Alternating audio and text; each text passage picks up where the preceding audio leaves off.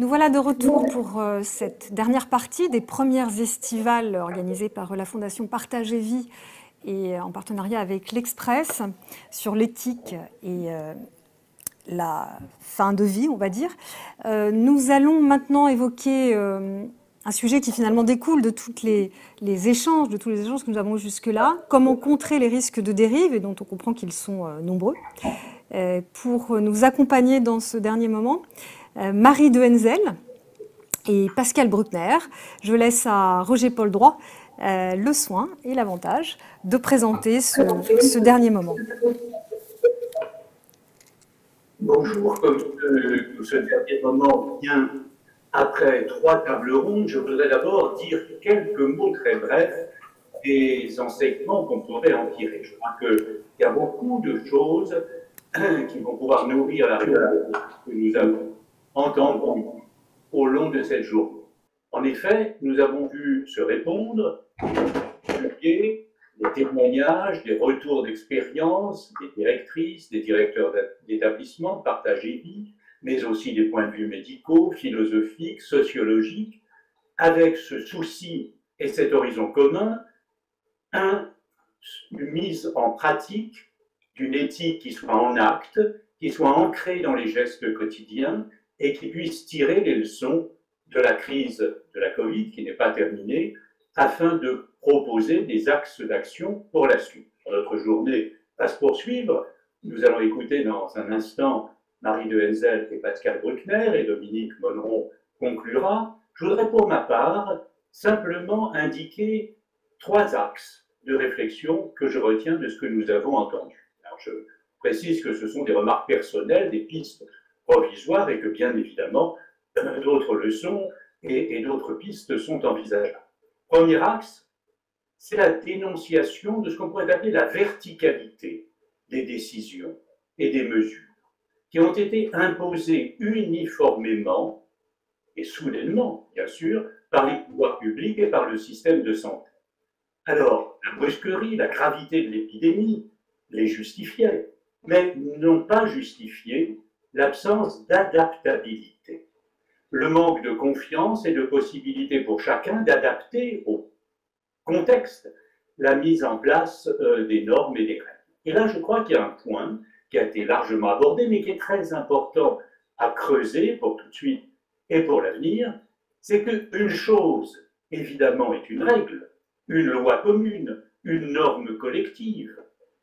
Autre chose est la modalité d'application de la règle au cas par cas dans des circonstances locales forcément particulières. J'ajouterais qu'évidemment, ce n'est pas une découverte du tout, puisque bien évidemment, le travail des juges, par exemple, tient tout entier dans un écart de ce type. Le Code civil prévoit des peines diverses d'amende ou d'emprisonnement pour tel ou tel délit, mais il faut à chaque fois ajuster en fonction des cas particuliers infinis les prévisions de la loi. Le travail des médecins, c'est évidemment exactement la même chose. Il y a des diagnostics, des traitements, mais il y a aussi à chaque fois un être humain particulier.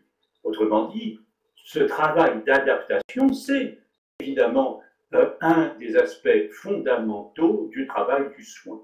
Et là, en l'occurrence, comme plusieurs l'ont souligné au cours de la journée, rien n'a été prévu pour aménager l'application des règles sanitaires. On a standardisé là où il aurait fallu nuancer, ajuster. Et il va être nécessaire d'imaginer tous les moyens de cet ajustement. Je pense à ce que disait Aristote déjà en son temps. Il faut se servir, dit-il, en justice et dans la loi et dans l'application des cas particuliers, de la règle d'architecte.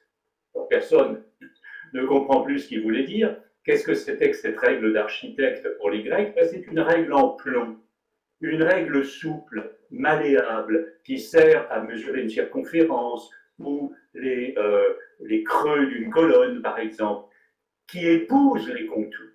Et donc la vraie question de l'application de la règle, c'est de son application, évidemment, au contour. C'est la même chose pour l'éthique, c'est toujours du cas par cas, et il ne s'agit pas de changer les principes. Chacun se souvient de la phrase de Groucho Marx j'ai des principes, mais s'ils ne vous conviennent pas, j'en ai d'autres.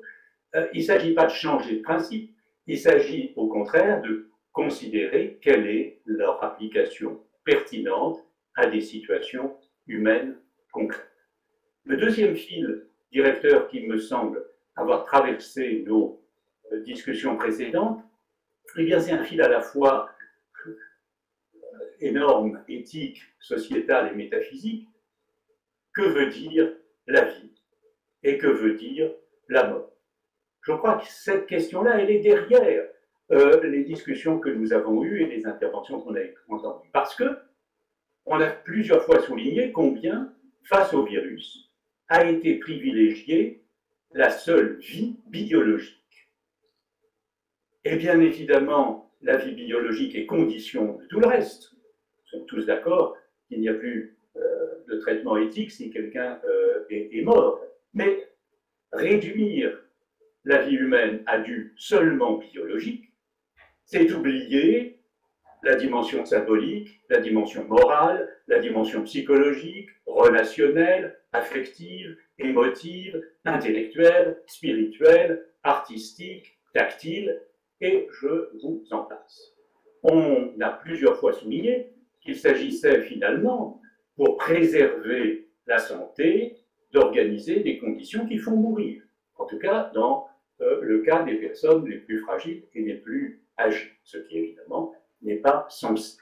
Et on a oublié peut-être, et il faut réintroduire cette dimension, que la vie d'une personne humaine a des dimensions multiples, qui certes sont médicales, mais qui sont aussi économiques, sociales, affectives, et qu'une vie, ça ne se réduit pas à un bilan sanguin ou à des indices de performance. Bien évidemment, il fallait préserver le cadre sanitaire, mais l'éthique en général doit tenir compte de toutes les dimensions, et l'éthique de grand âge plus encore, parce que ces dimensions se trouvent plus ou moins altérées, plus ou moins difficiles d'accès, et qu'il faut, comme a dit l'un des intervenants, aller les chercher là où ils sont et non pas là où nous les attendons. Troisième axe, et qui me conduit à laisser la parole dans 2 minutes, c'est celui du prix que l'on accorde à la vie d'une personne en fonction de son âge. Et nous allons en parler maintenant, bien que le thème a déjà été effleuré ce matin, et c'est normal, parce que, au passage, je voulais indiquer que, comme toutes les questions se répondent, résonnent en écho les unes sur les autres, bien évidemment, je n'ai pas souhaité, en faisant le programme de cette journée, organiser des cases étanches, des groupements thématiques, mais il n'y a sûrement pas comme ça de cases enfermantes. Et donc, on a déjà, pour une part, remarqué que ce virus est générationnellement sélectif. Plus on est vieux, plus il est dangereux. Et cette létalité différentielle, elle a finalement conduit, je crois, au cours de la pandémie, à 2 mouvements contraires. Le premier, et il a été massif, ça a été une solidarité pour sauver des vies de personnes âgées. On a quand même, et c'est la première fois dans l'histoire non seulement française mais mondiale, arrêté l'économie, confiné 4 milliards de personnes, avec des effets probablement de dysfonctionnement, j'en suis d'accord, mais cela n'avait jamais eu lieu, et c'est bien du jamais vu. Il s'agissait de sauver des vies, en général, mais en statistiquement des vies âgées. Et puis le mouvement contraire, ça a été finalement une sorte de petite musique du « c'est normal de mourir à cet âge-là ». Que vulgairement, je dirais, sous la forme du « t'es vieux, tu peux crever », mais qui évidemment s'est dit de façon plus philosophique, chez Consponville par exemple, c'est plus triste de mourir à 20 ans qu'à 70, ben, ça dépend des 20 ans, ça dépend des 70, ça dépend des circonstances, je ne crois pas que ce soit une loi, sinon il faudrait en tirer toutes les conséquences, qui serait celui d'un droit à vivre qui serait inversement proportionnel à l'âge. On aurait une dignité déclinante, à 1 an on aurait 100, à 100 ans on aurait 0, pour faire très, très schématique, et la valeur d'une vie humaine se trouverait indexée en proportion inverse du nombre d'années, soit qu'elle a déjà vécu, soit qu'il lui reste à vivre. J'ajouterais juste, et je vais bien sûr laisser la parole pour développer vos points de vue, mais que du mien, de mon point de vue, cela s'appelle tout simplement la barbarie. C'est-à-dire l'inverse de la civilisation, l'inverse de ce que l'on a tenté au fil des millénaires et des siècles de mettre sur pied. Et dans le monde du 25 mars, Pascal Bruckner, mais aussi la plupart des participants, je sais que Marie de Henzel n'était pas là, mais elle a écrit de son côté des tribunes qui vont tout à fait dans le même sens, nous étions un certain nombre à appeler, notamment, je cite, les intellectuels, les dirigeants politiques, les scientifiques, les représentants des autorités morales et religieuses, les citoyens dans leur ensemble, à se mobiliser aux côtés des personnels soignants et des responsables d'institutions qui accompagnent chaque jour les personnes âgées. D'abord, pour rappeler le principe éthique du droit à la vie de toute personne humaine et pour combattre cette barbarie insidieuse qui porte à s'imaginer que les plus vieux seraient moins à défendre, presque à sacrifier. Et voilà, il me semble que depuis lors, bien évidemment, ça a continué, et les protestations et cette petite musique qui s'est parfois amplifiée et dont vous avez parlé maintenant, et je laisse à Claire Chapier le soin de conduire la suite. Merci Roger-Paul. Merci pour ce résumé qui effectivement a bien mis l'accent sur les points et les grands enjeux de ce qui a été débattu.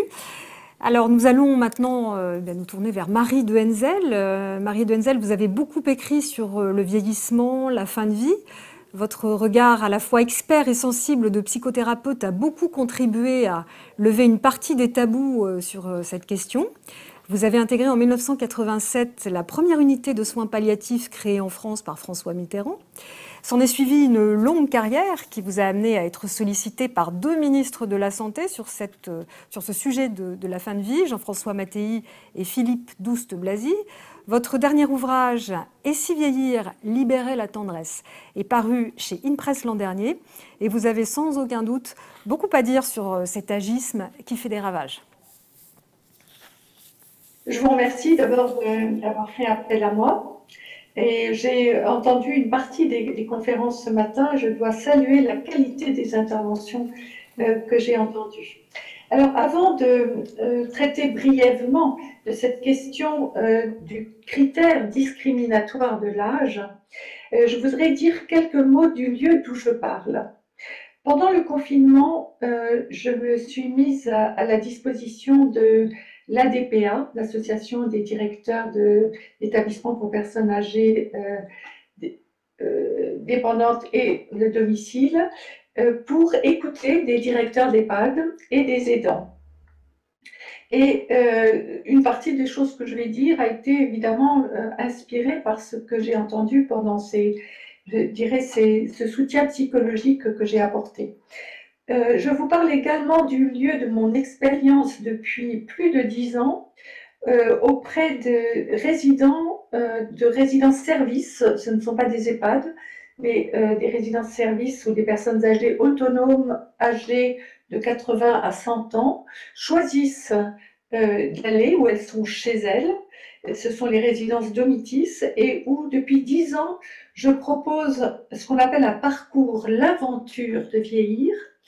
Dans le mot aventure même, on voit que tout ce qu'il y a de positif dans ce concept. Et je les invite à une série d'entretiens dans lesquels je me mets à leur écoute. Et je leur propose de me parler de ce qu'ils vivent d'intéressant, de fécond, d'heureux. Et il est évident que ce groupe n'est pas du tout le bureau des pleurs et des lamentations. Je vous parle également d'un autre lieu qui est que je suis membre de Hold Up, cette association qui regroupe des personnes de plus de 70 ans qui se définissent, alors c'est leur mot, comme plus si jeunes, pas si vieux, et qui continuent à contribuer, elles sont actives, elles continuent à contribuer à la société, même si certains deviennent plus fragiles, et elles considèrent qu'elles ont leur place dans la société. C'est une association d'ailleurs qui vient d'effectuer une enquête auprès de 1500 personnes de plus de 70 ans sur la manière dont elles ont vécu à la fois leur confinement, mais aussi les règles drastiques qui nous ont été imposées, cette limitation de leur liberté. Ce sont donc des personnes qui se sont exprimées, et ce qui ressort de cette enquête, c'est que la majorité dit qu'elle veut rester maître de ses décisions. Être protégée, oui, mais pas surprotégée, pas infantilisée. Et elle nous rappelle qu'elles ne veulent pas être objets de soins. Je fais référence là à la tribune qu'a faite la présidente d'honneur de Hold Up, Marie-Françoise Fuchs. Nous ne voulons pas être des objets de soins. Donc, il s'agit certes d'être protégées, pas surprotégées, et ces personnes disent toutes qu'elles veulent qu'on leur laisse la responsabilité de leur choix et des risques qu'elles sont prêtes à prendre ou pas pour elles-mêmes. Alors voilà le lieu d'où je parle. Maintenant, si on revient sur le sujet de mon intervention, le risque discriminatoire de l'âge, je voudrais commencer par une remarque. Si le confinement général qui a été imposé à toute la population pour des raisons donc sanitaires absolues a été accepté par tous pour des raisons citoyennes, la protection des plus âgés, elle n'a pas été vécue du tout de la même manière selon que les personnes étaient confinées avec leur famille, et j'en connais des personnes âgées qui ont été confinées avec leurs enfants et leurs petits-enfants, selon qu'elles ont été confinées toutes seules dans leur appartement, mais avec la liberté de recevoir les visites dont elles avaient besoin, sur le plan alimentaire tout simplement, ou bien tout simplement pour garder leur morale. Ces personnes n'ont pas du tout eu les mêmes, je dirais, conditions de confinement que les personnes qui étaient en institution, à qui donc, comme vous l'avez dit, ça a été dit toute la journée, on a imposé donc un confinement strict en chambre avec l'interdiction des visites des familles, une interdiction qui, je peux vous le dire, d'après ce que j'ai entendu pendant tout ce confinement, a été très très mal comprise, pas seulement des résidents, mais des familles. Pourquoi a-t-on interdit aux familles quelque chose que l'on autorisait à des soignants qui pouvaient rentrer dans les chambres avec des masques et en respectant les mesures barrières? Et pourquoi est-ce qu'on n'a pas imposé les mêmes, je dirais, le masque, les mesures barrières, mais autorisé des familles qui, il faut le rappeler, très souvent sont celles qui viennent donner les repas, qui ont l'habitude de donner des repas. Donc c'est des choses qui ont été totalement incomprises, très très mal vécues, vous l'imaginez bien. Alors je ne vais pas revenir sur les effets délétères de ce confinement strict, parce que vous en avez abondamment parlé tout au long de la journée. Mais quand la question du prolongement, du confinement, de ce confinement a été évoquée, la question de l'âge est devenue le critère. Voilà, je cite Jean-François Delfraissy qui dit « Les personnes d'un certain âge, au-dessus de 65-70 ans, dont je suis, dit-il, ont été considérées comme fragiles, des personnes fragiles. » Alors, dans une tribune que j'ai écrite dans le Figaro le 17 avril, je me suis vigoureusement, effectivement, élevée contre cette barrière de l'âge que j'ai qualifiée d'arbitraire, injuste, discriminante et anticonstitutionnelle, ce qui m'a été d'ailleurs confirmé par Axel Kahn et par plusieurs autres juristes. Les pouvoirs publics sont revenus, heureusement, sur cette première décision et sur cette première déclaration, et ont décidé au fond que les plus de 65 ans seraient responsables de continuer ou pas à se confiner. Derrière cette première tentative d'ôter aux plus de 65 ans leur libre arbitre, alors que la liberté allait être rendue au reste de la population, eh bien, derrière cette tentative d'ôter le libre arbitre aux plus de 65 ans, derrière cette surprotection, j'emploierais volontiers aussi l'expression de Cynthia Fleury, cette surbienveillance, se cache une question qui a été évoquée ce matin. C'est celle de l'image du grand âge, du regard que notre société jeuniste porte sur le vieillissement. C'est toute la question de l'agisme sociétal, que l'on peut définir peut-être en 2 points. D'abord, un regard dévalorisant sur les vieux, qui se sentent du coup oubliés. Combien de personnes ont dit « nous sommes oubliés dans ce déconfinement », exclus, et qui finissent par avoir honte d'être vieux. Le deuxième aspect de cet agisme sociétal, c'est un désintérêt des pouvoirs publics qui s'est manifesté toutes ces dernières années par la dévalorisation des métiers de soins, de soins aux âgés, et jusqu'à récemment, puisque, comme vous le savez, les choses sont en train de changer, il y a eu cette façon systématique de repousser indéfiniment la nécessité d'une loi d'adaptation de la société au vieillissement et puis de la création d'un 5e risque. Bon, on est en train évidemment de revenir là-dessus. Dans une tribune que j'avais co-signée avec Pascal Chambert, nous avions sur l'agisme, nous avions dénoncé justement cet agisme sociétal et nous avions posé la question: a-t-on conscience des stéréotypes qui entretiennent inconsciemment l'impératif jeuniste, c'est-à-dire il faut être jeune, performant, dynamique. Et c'est évidemment de là que c'est à cause de ces stéréotypes que l'on a certainement associé systématiquement, et à tort je crois, âge et fragilité.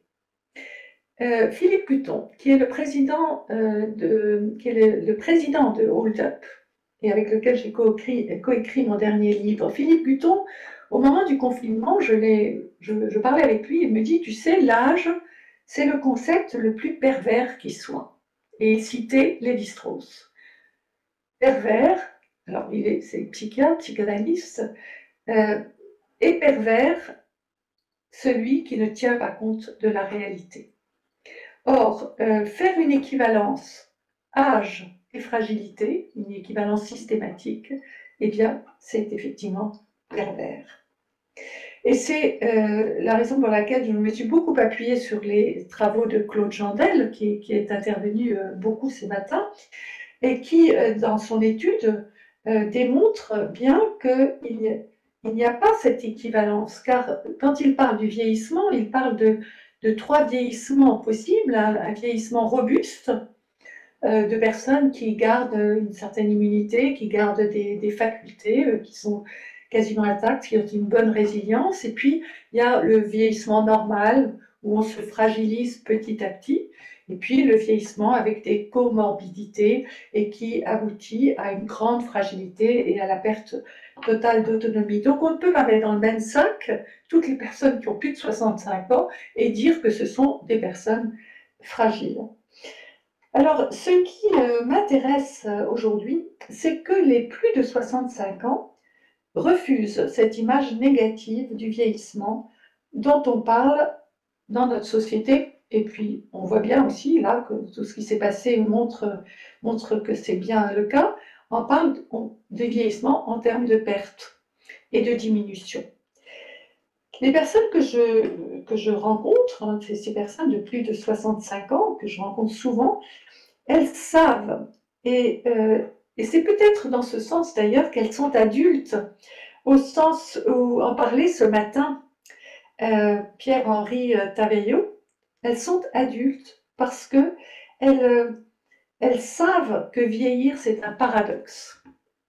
Et moi, je cite volontiers 2 auteurs sur ce paradoxe du vieillir. Victor Hugo, évidemment, qui dit « Je ne vieillis pas, au contraire, c'est d'ailleurs à cela que je sens l'approche de la mort, mon corps décline, ma pensée croît, dans ma vieillesse, il y a une éclosion. » Donc, on voit bien, le corps décline, oui, mais il y a ce qui continue à croître, hein, la pensée, l'éclosion qui fait allusion à justement cette ouverture de l'âme, cette ouverture de l'esprit aussi.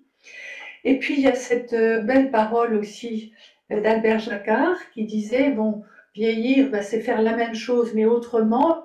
Bien sûr, je saute moins haut, je cours moins vite. Hein, on voit le corps décline de Victor Hugo.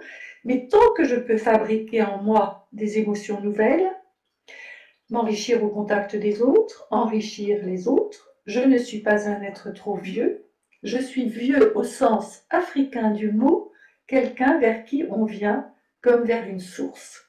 Très très belle définition de la vieillesse dans laquelle, vous voyez, le paradoxe est bien pointé. Il y a des choses que je ne peux plus faire, oui, mais il y a tout ce que je peux faire encore et que je peux faire même mieux. Et ce que j'ai vraiment observé quand j'écoute ces personnes de 80 à 100 ans dans le cadre de ce parcours, l'aventure de vieillir, c'est que ces personnes savent qu'elles vont découvrir des choses nouvelles. Elles sont ouvertes au nouveau. Et ça, cette découverte que j'ai faite moi-même, d'ailleurs en les écoutant, c'est quelque chose qui change complètement l'image du vieillissement. Alors, c'est toutes ces personnes que je rencontre donc et qui choisissent aussi d'aller vivre dans une résidence service, une résidence autonomie, parce qu'elles cherchent à préserver le plus longtemps possible leur autonomie, eh bien, elles adhèrent à ces préconisations de prévention que le ministère de la Santé, je dirais, sur lesquelles le ministère de la Santé essaye d'attirer l'attention depuis très longtemps, depuis le plan Bien vieillir de Philippe Bas. N'oubliez pas les préconisations qui sont bien alimentées, bouger, rester en lien. Elles adhèrent à ces mesures de prévention. Et elles savent aussi l'importance de l'estime de soi. Donc, ce n'est pas seulement les préventions de bien s'alimenter, bouger, être en lien, mais avoir une estime de soi, c'est-à-dire préserver aussi son autonomie intérieure. Et je crois qu'elles adhèrent tout à fait à ces trois mots qui étaient évoqués ce matin aussi par Pierre-Henri, et qui définissent une sagesse du vieillissement, c'est-à-dire l'expérience, avoir de l'expérience, être responsable et être autonome.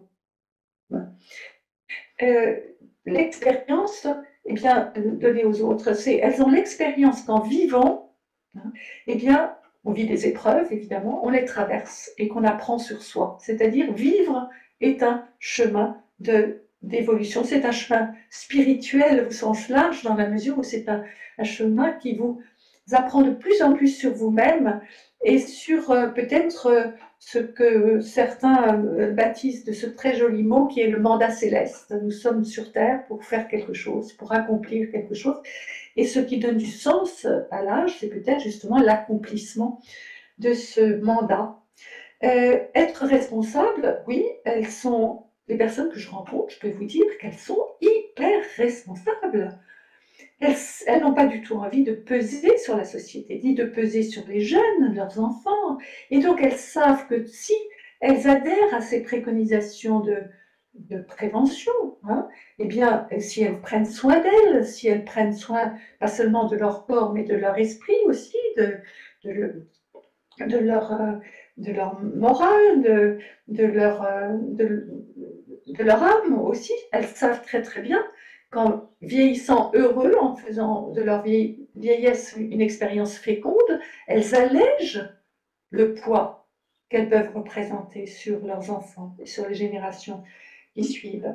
Donc elles sont responsables. Et puis elles savent aussi qu'elles ont à transmettre des valeurs, bien sûr. C'est leur rôle aussi, dans la vieillesse aussi. Et elles ne transmettent qu'en les vivant, c'est-à-dire c'est l'exemple qui transmet. Tout cela, c'est des choses que nous évoquons. Et donc, ce que j'observe, c'est que ces personnes, pour elles, la liberté intérieure est très importante. C'est très important de rester autonome, même si elles savent qu'elles peuvent perdre un peu ou beaucoup de cette autonomie. Et ce qu'elles savent, c'est que même si elles perdent, et là j'ai beaucoup aimé ce que disait Corinne Pelluchon ce matin, elles savent que si elles perdent leur autonomie physique, et même cognitive, eh bien, il y a une chose qu'elles ne perdent pas, c'est leur désir et leur valeur. Et ça, j'ai beaucoup aimé ce qu'elle dit, et c'est bien ce que j'entends des personnes qui se disent, au fond, ça peut m'arriver, moi aussi, d'être atteinte de la maladie d'Alzheimer, mais je sais qu'au fond de moi, mes désirs, mes valeurs, eh bien, elles seront là. Et ça, c'est quelque chose voilà, que les personnes qui vieillissent savent. Une chose aussi, elles méditent sur leur finitude. Et c'est intéressant parce qu'elles ne mettent pas du tout la question de la mort de côté. Elles savent, et c'est Marie-Françoise Fuchs qui disait, moi j'ai 88 ans, je sais que je ne vais pas vivre indéfiniment, et je n'ai pas envie de vivre le temps qui me reste, n'importe comment. Je sais quelles sont mes priorités, ce qui compte pour moi. Ça fait écho à des choses que j'ai entendues aussi, comme ont rapporté des directeurs d'EHPAD sur des personnes qui disaient, mais vous me confinez, vous m'empêchez de voir mes enfants, vous m'empêchez de communiquer avec mes amis de la chambre d'à côté, mais tout ce qui donne du goût à ma vie, vous me l'enlevez là. Moi, je préfère mourir que de ne pas vivre ça.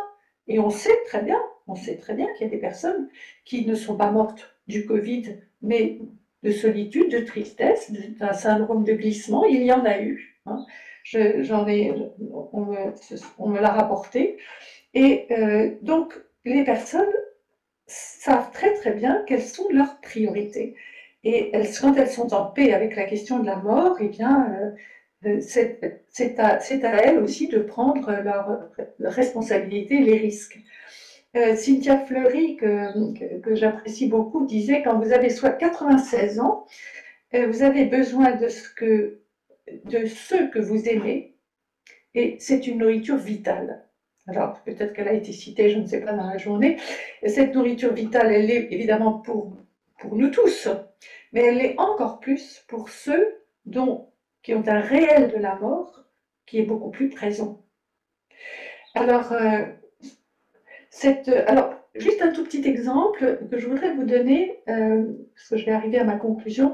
C'est une directrice d'EHPAD qui m'a raconté que c'était au tout début du confinement, où les visites étaient interdites et où une fille, elle avait une résidente qui était en train de mourir. Et cette fille lui a dit, écoutez, elle a supplié de la laisser venir. Elle lui a dit, c'est horrible pour moi de ne pas dire au revoir à ma mère. Cette directrice a pris sur elle. Elle m'a dit, je me suis beaucoup culpabilisée, mais j'ai pris sur moi de laisser cette fille venir. Alors, les gestes barrières, etc. Mais au moment où la fille s'est trouvée au chevet de sa mère, voyant les yeux en larmes de sa mère, fixés sur elle, avec ce mouvement du corps qui dit, mais prends-moi dans tes bras, disons-nous au revoir, disons-nous adieu. Eh bien, cette fille, elle s'est précipitée vers sa mère, elle l'a prise dans ses bras, et cette directrice d'EHPAD m'a dit, je n'ai rien pu faire.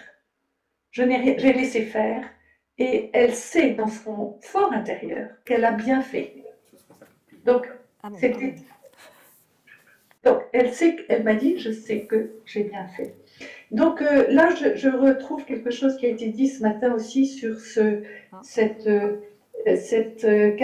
liberté de jugement aussi, justement, ça renvoie à l'adaptation dont vous parliez tout à l'heure. Alors, j'ai juste je pense que j'arrive à la fin de mon temps, non? Sûrement.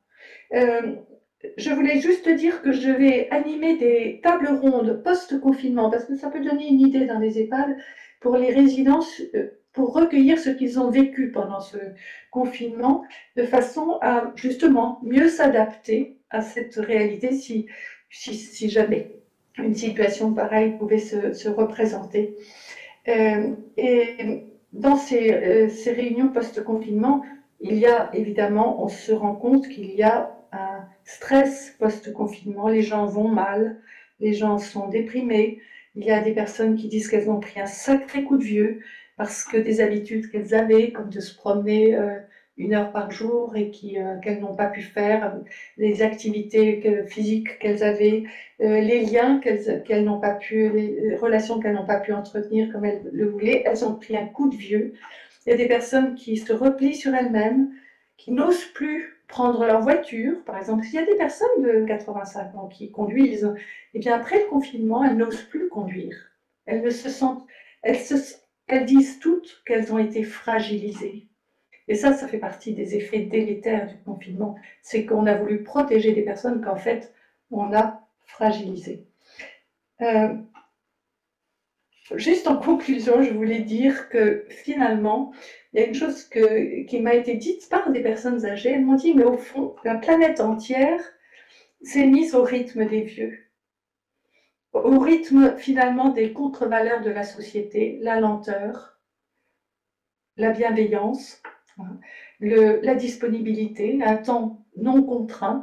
C'est-à-dire que tout ce que le confinement nous a obligés à vivre, c'est ce que vivent les personnes âgées. Et qu'au fond, peut-être qu'il y a quelque chose qui pourra sortir de là. Voilà, merci beaucoup. Merci beaucoup Marie de Henzel. Vous avez évoqué le désir. Je pense que c'est un mot qui parlera beaucoup à notre dernière invitée, Pascale Bruckner. En tout cas, merci d'avoir permis d'affiner un peu plus notre regard sur l'âge, d'en voir ses richesses, en nous ouvrant aussi vers une dimension spirituelle. J'invite donc maintenant Pascale Bruckner à prendre la parole, romancier, essayiste, polémiste aussi. Vous êtes l'auteur d'une œuvre très ample qui vous amène régulièrement à intervenir dans le débat public sur toutes sortes de problématiques, contre l'idée d'islamophobie, d'écologie punitive. Je pense que vous ne portez pas Greta Thunberg dans votre cœur, mais là n'est pas notre sujet aujourd'hui. C'est au temps qui passe que vous avez consacré votre dernier livre, Une brève éternité, que j'ai eu l'occasion de présenter dans l'Express comme une ode au plaisir, justement, et au désir face à la vieillesse qui s'avance.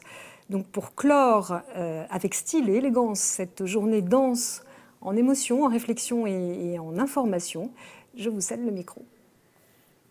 Merci. Alors, puisque vous avez évoqué Greta Thunberg, je dois dire qu'elle me manque aujourd'hui. Face aux insanités qu'on entend en ce moment, la jeune Greta paraît un modèle de raison. Pour revenir à notre sujet, est-ce que vous connaissez le test du cocotier?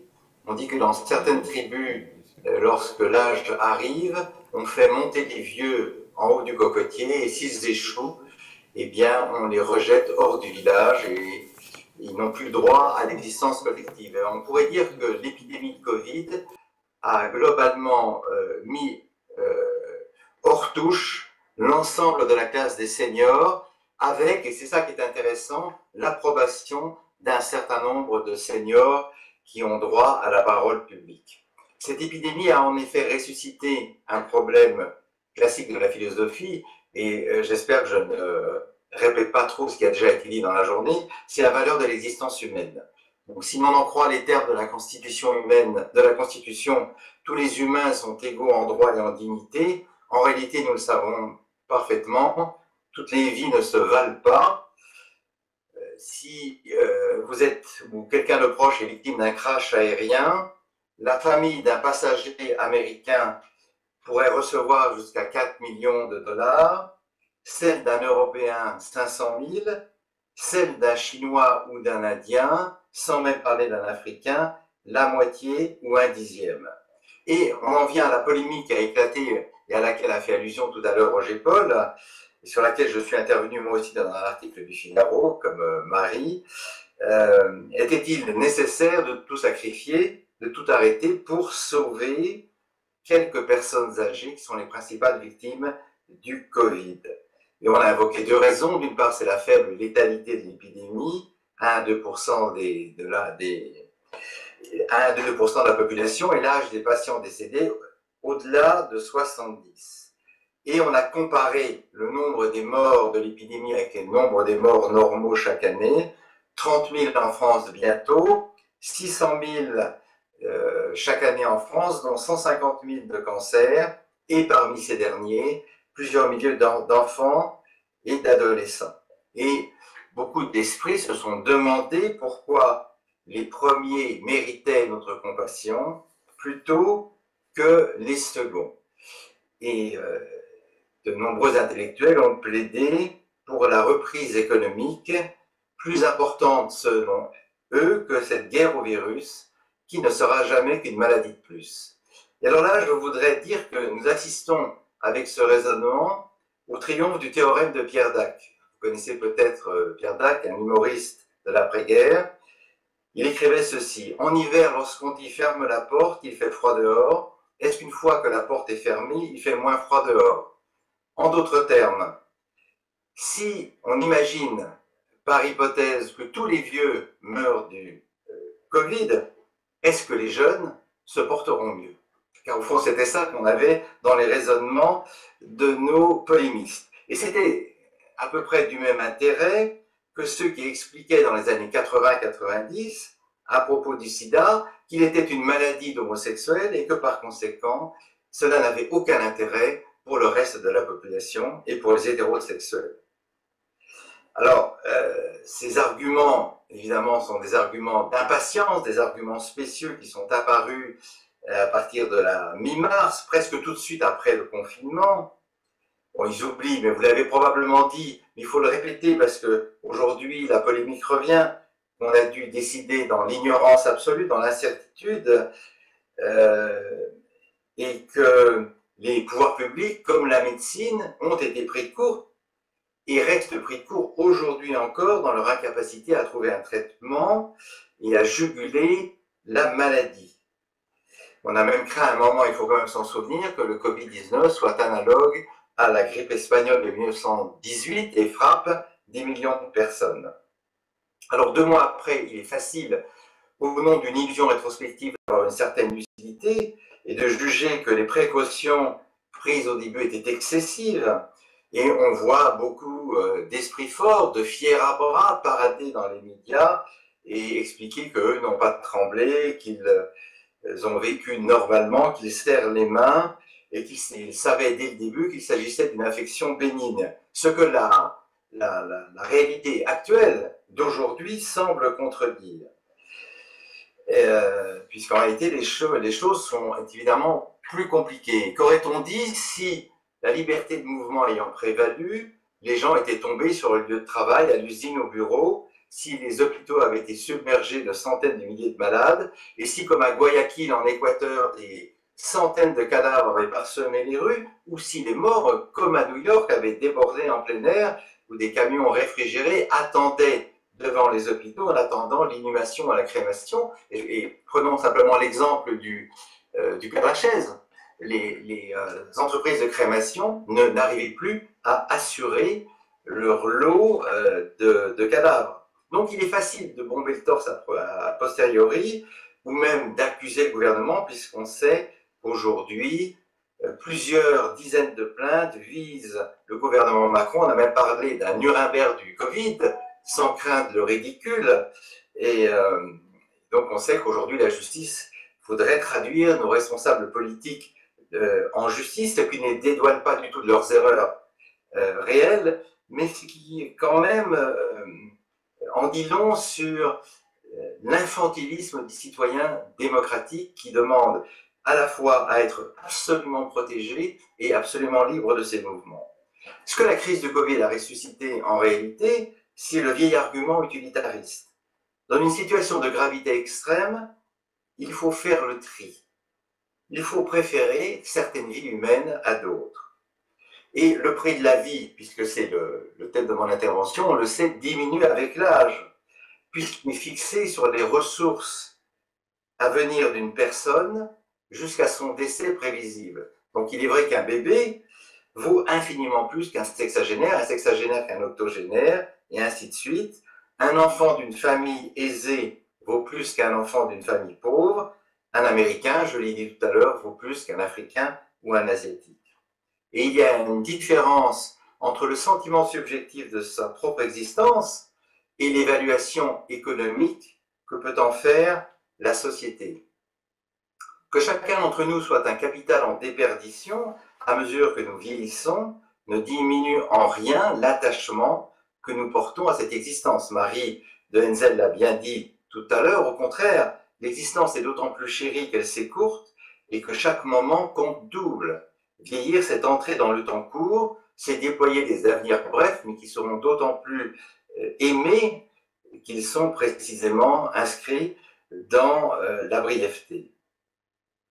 Et au moment où l'on s'indigne que le marché fixe une valeur statistique à la vie humaine, on se scandalise aussi des sommes trop modiques versées aux ayants droit en cas d'accident. L'indemnisation n'est jamais assez élevée, même si l'on clame que les millions ne nous rendront pas l'être cher.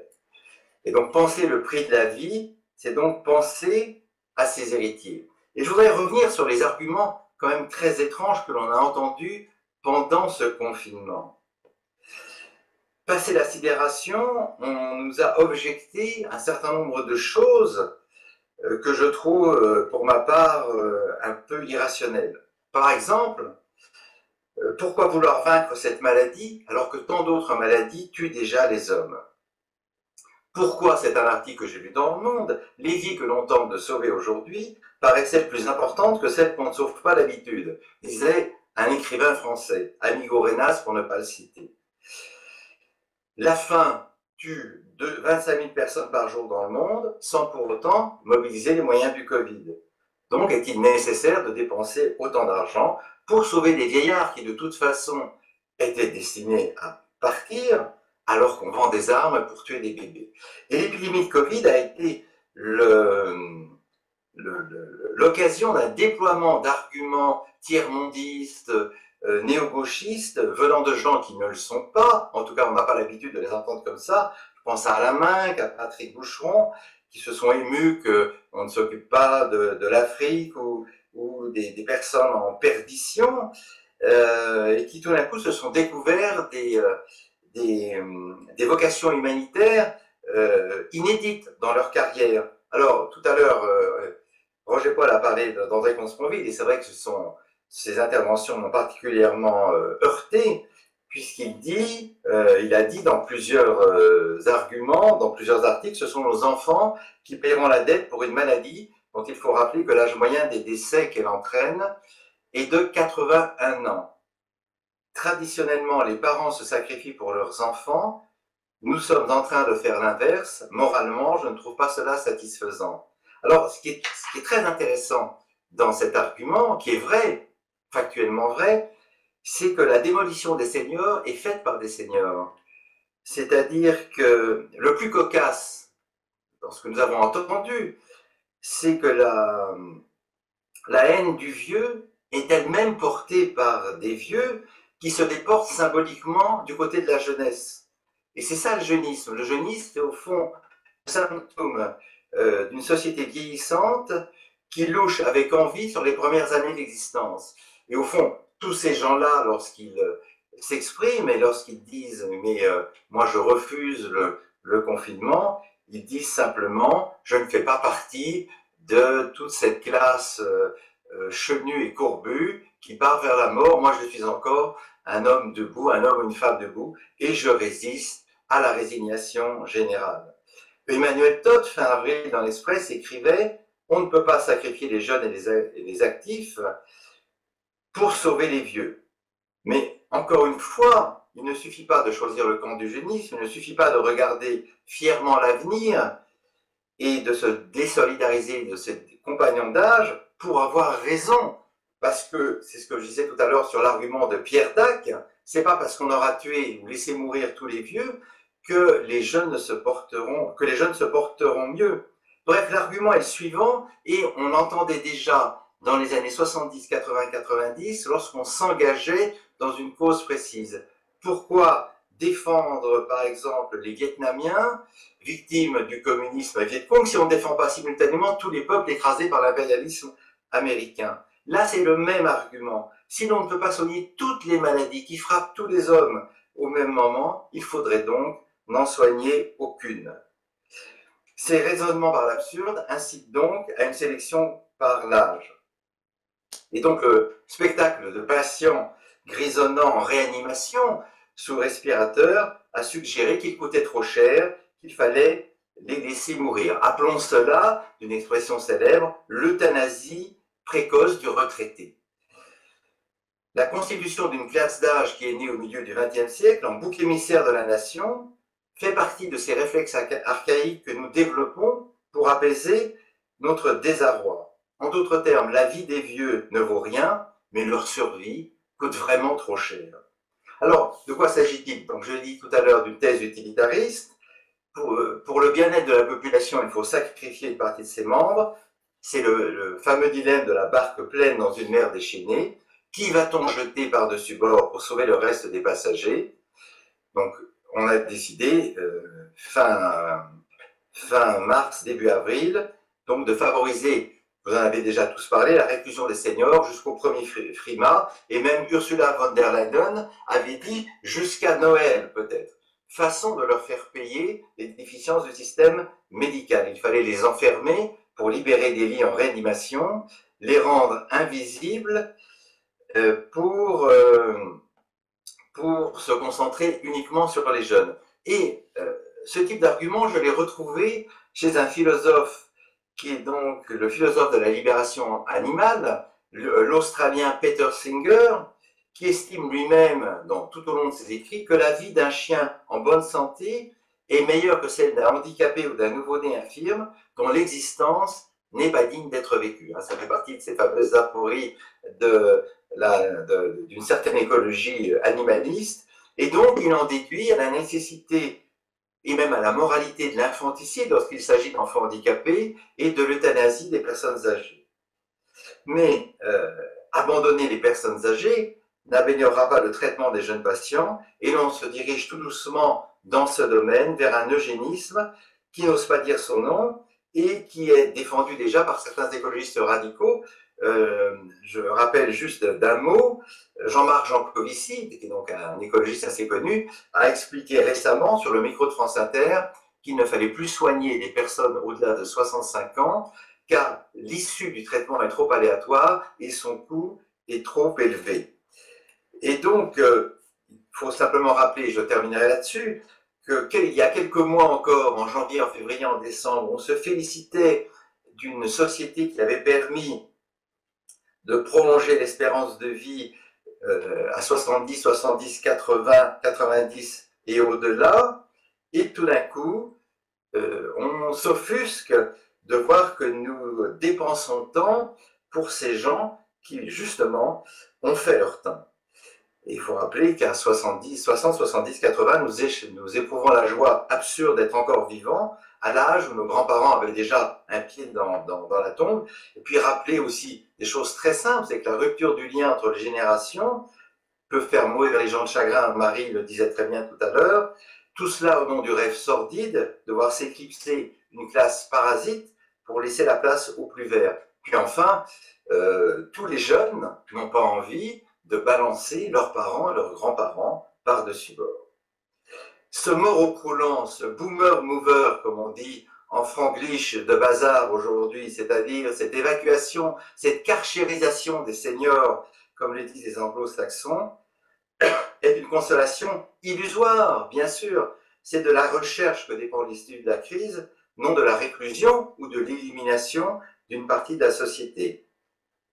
Tuer ou cacher les inutiles ne rendra pas meilleure la santé des autres. Il est stupéfiant de constater à quel point l'archaïsme ressurgit, même chez les esprits les plus éclairés ou les plus intelligents, lorsqu'un péril s'annonce, qu'il s'exprime en langage mathématique ou en langage philosophique, même chez les gens de gauche, ne le rend pas moins éminemment douteux, voire barbare, comme l'énonçait tout à l'heure Roger Paul-Droit. Merci.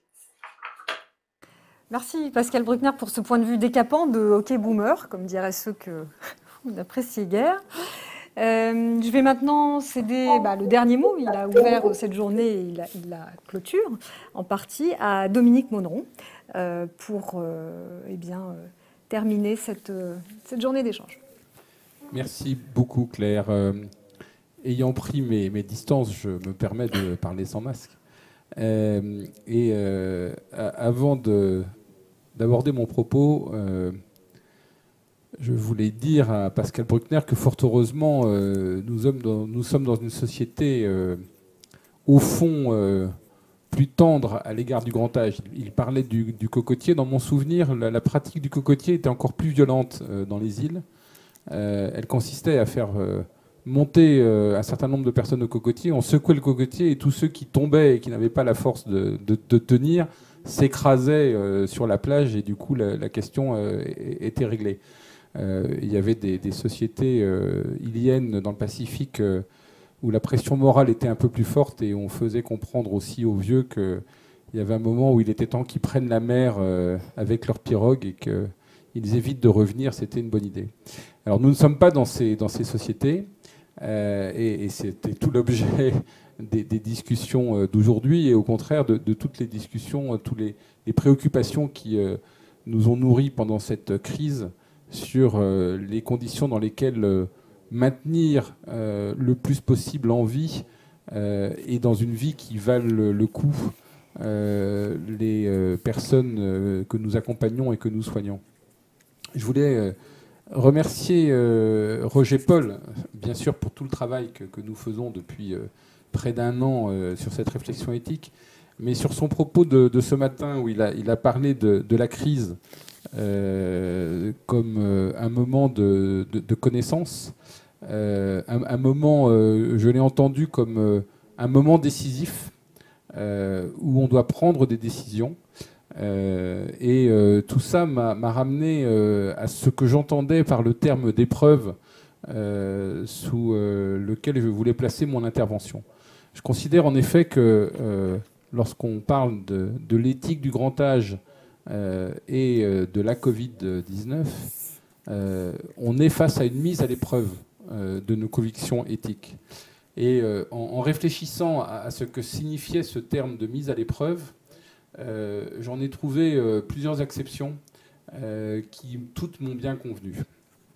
La première, c'est la notion toute bête éditoriale. Nous avons vu beaucoup de livres dans les intérieurs des uns et des autres au cours de cette journée. La première, c'est l'épreuve éditoriale. C'est que, comme je vous l'ai dit, notre réflexion éthique avait débouché sur la rédaction d'un opuscule qui demain sera un ouvrage édité cet automne, l'édition d'un opuscule dont les premières épreuves étaient à peine sorties, que la crise épidémique est intervenue. Pour tout vous dire, nous devions distribuer cette déclaration à l'ensemble de nos 150 dirigeants le 10 mars. Et évidemment, nous avons été amenés à annuler cette convention, puisque chacun devait être au front dans son établissement.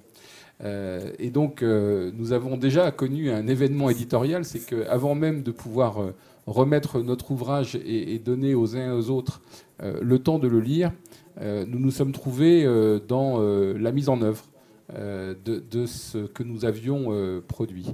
Et c'est le deuxième sens de l'épreuve dont je voulais parler, qui était l'épreuve physique. Je pense que c'est un des points qui a été extrêmement impressionnant dans cette crise.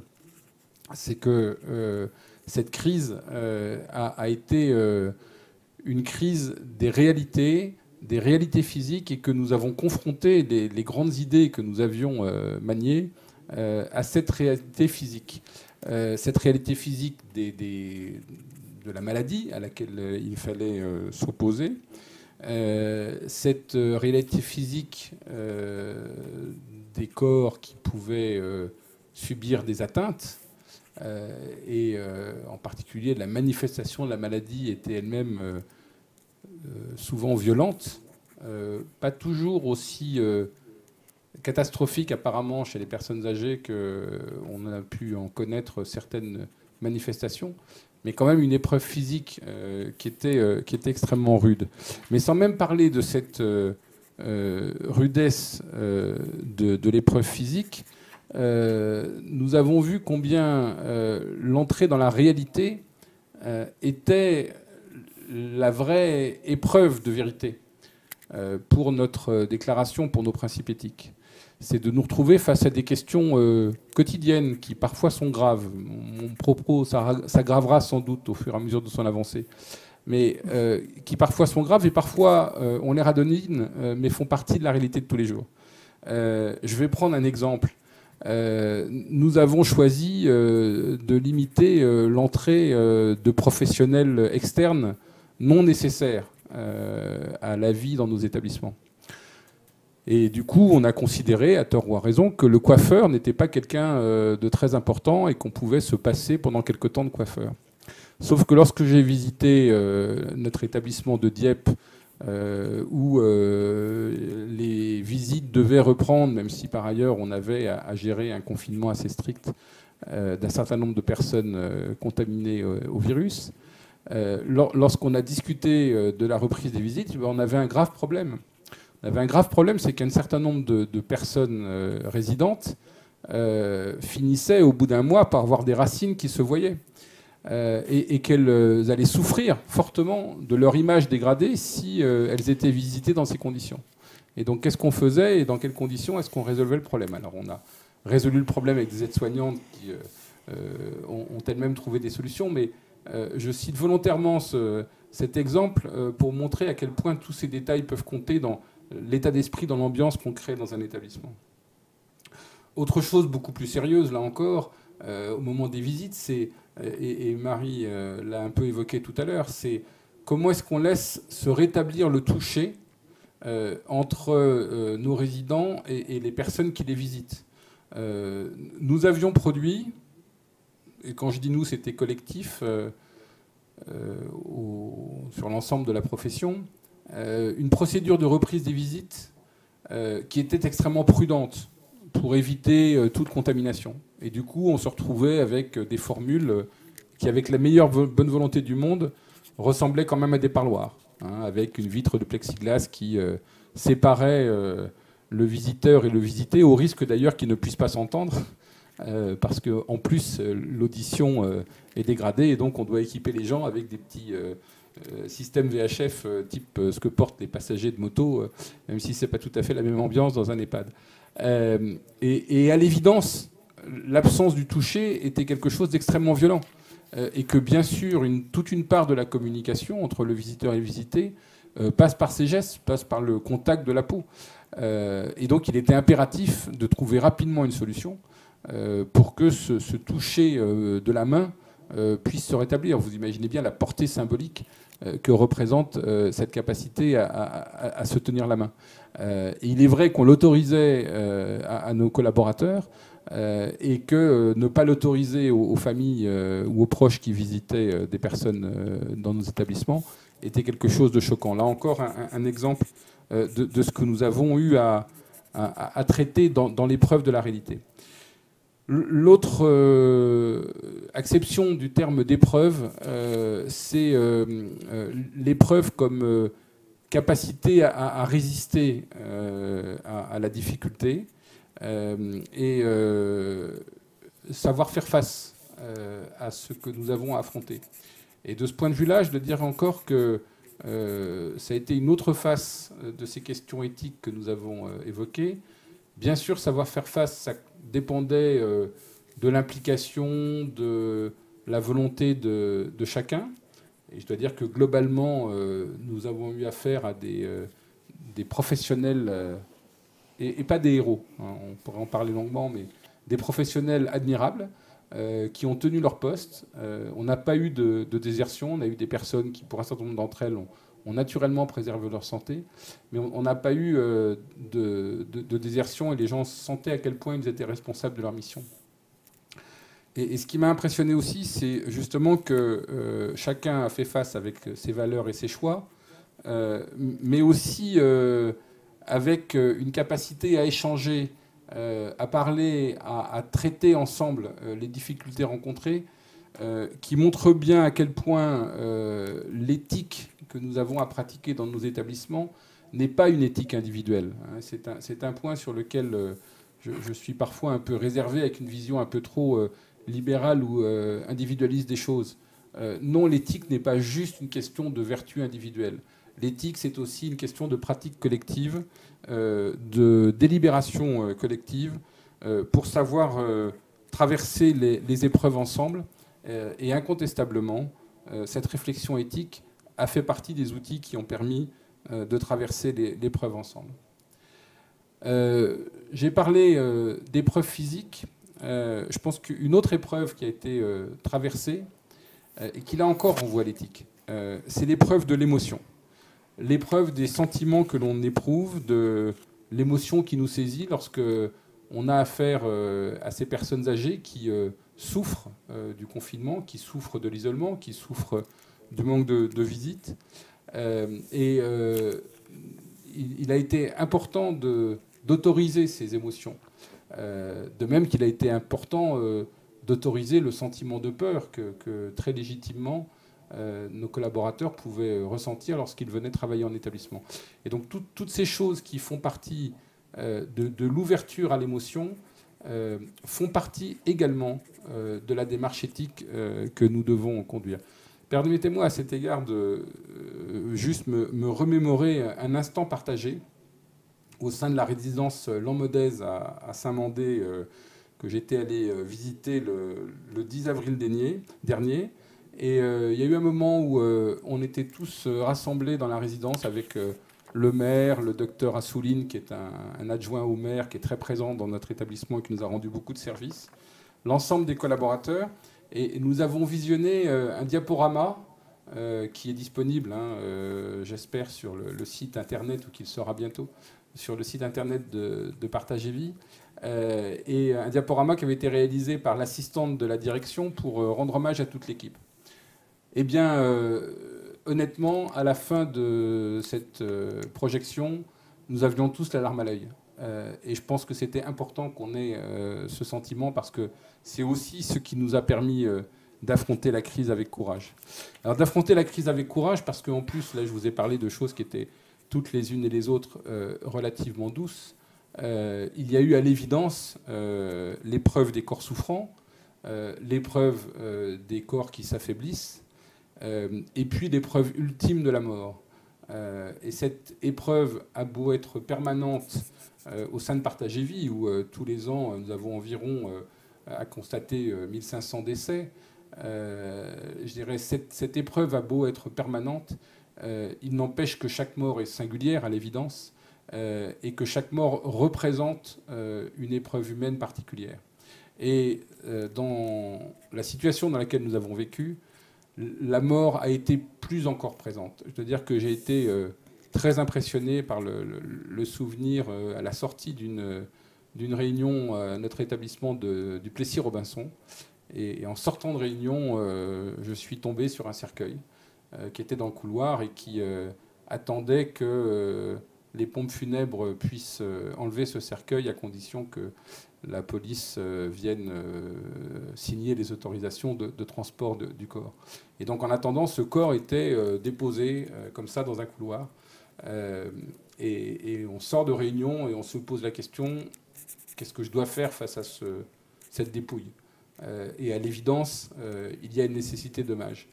Eh bien, toutes ces questions-là, c'est des questions que l'on s'est posées, et je passe sur les épreuves que certains de nos directeurs ont dû traverser lorsque, du fait du nombre de décès, il leur a fallu eux-mêmes trouver des housses mortuaires, voire les fermer sur des défunts. Tous ces sujets, juste pour vous rappeler à quel point ces épreuves sont des épreuves qui actualisent, qui donnent corps, qui donnent chair à nos questions éthiques. Et j'aime à croire que c'est aussi parce que nous avons su établir ce climat dont je parlais ce matin, que nous avons su tous ensemble résister à ces difficultés. Alors, je voudrais terminer mon propos en adressant, et avant de laisser Claire vous conclure cette journée que je la remercie d'avoir animée avec brio, je voudrais, si vous me le permettez, adresser un merci un peu appuyé à ceux qui, au sein de Partage et Vie, ont traversé cette épreuve en première ligne.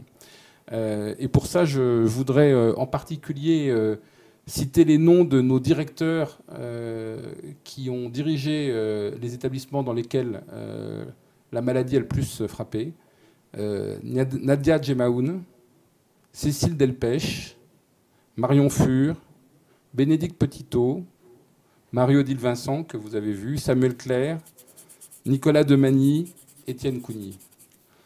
Voilà le nom des personnes qui, au jour le jour, ont fait de Partage et Vie ce qu'est Partage et Vie. Puis vous avez aperçu une photo tout à l'heure, je veux bien qu'on la repasse. C'est une photo de l'équipe de notre établissement qui a été le plus touchée à Paris 19. Je ne vous garantis pas, parce que ce n'est pas la photo du jour où j'ai fait ma visite, que les noms correspondent exactement au visage que vous apercevez derrière les masques. Et je ne citerai que les prénoms, parce que je n'ai pas les noms de tous. Mais sans Marie-Christina, sans Jessie, sans Méali, sans Dalila, sans Huguette, sans Edwige, sans Chantal, sans Laurent, sans Abdul, sans Farah, sans Jennifer, sans Paulina, sans Leia, sans Hawa, sans Ali, sans Karima, sans Boalem, sans Michael, sans Fatima, sans Hawa, sans Arlette, sans Nicole, sans Ali, sans Iman, sans Mariem, sans Fatoumata, sans Touria, sans Jacques, sans Lana, sans Laurence, sans Mosba, sans Tarek, sans Eugénie, sans Romain, sans Marion, eh bien, tous les principes éthiques de partager vie ne tiendraient pas. Ce sont eux qui les font vivre. Ce sont eux, avant tout, que je veux remercier pour le travail que nous faisons quotidiennement. Alors, bien sûr, il y a Partager Vie et puis il y a les estivales. Et donc, je souhaite également remercier tous ceux qui ont participé au succès de cette première journée. Et j'espère pouvoir vous donner rendez-vous en présence physique, en présence réelle, l'année prochaine. Donc des remerciements évidemment à mon ami Roger-Paul Droit, avec qui nous avons conduit et mené à bien cette belle aventure. Un grand merci à Claude Jandel, qui nous accompagne au quotidien au sein de Partager Vie, à la fois de sa science médicale et de sa grande sagesse humaine, et sur qui nous comptons pour faire vivre demain notre processus éthique. Merci à tous les intervenants que j'ai eu grand plaisir, pour la plupart d'entre eux, à revoir, puisque nous avions déjà travaillé ensemble. Et merci à ceux qui sont venus rejoindre ce cercle aussi chaleureux que prestigieux. Merci à Linda, Marie-Odile et Hakim pour leur contribution. Les directeurs savent à quel point je considère qu'ils sont l'âme de Partager Vie. Merci à la société Triple C pour cette réalisation impeccable. Et enfin, si vous me permettez, merci à l'équipe de la communication, Viviane Montagne, Marie-Cécile Enoch, Marie de Touillon et Catherine Schwartz, notre directrice de la communication, qui ont remarquablement organisé cette réunion. Merci à tous pour votre participation et en renouvelant mes remerciements à Claire, je lui passe la parole. Eh bien, encore merci. Ces premières estivales sont terminées. Donc, encore merci de nous avoir accompagnés durant cette journée d'échange extrêmement éclairante et puis souvent émouvante aussi, dont il faut saluer la qualité des interventions orchestrées et des intervenants orchestrés par Roger-Paul Droit. Nous espérons que ces tours d'horizon et ces témoignages, ces détours philosophiques nombreux vous auront inspiré. On pourrait ajouter que les pouvoirs publics gagneraient à visionner ces échanges qui seront donc diffusés sur la chaîne YouTube de la Fondation Partager Vie à partir de demain. Ça leur permettrait certainement de mieux faire dans un avenir proche. Merci aux internautes pour toutes leurs questions. Et puis, eh bien, j'ai envie de dire, souhaitons-nous d'en finir rapidement avec ce funeste coronavirus.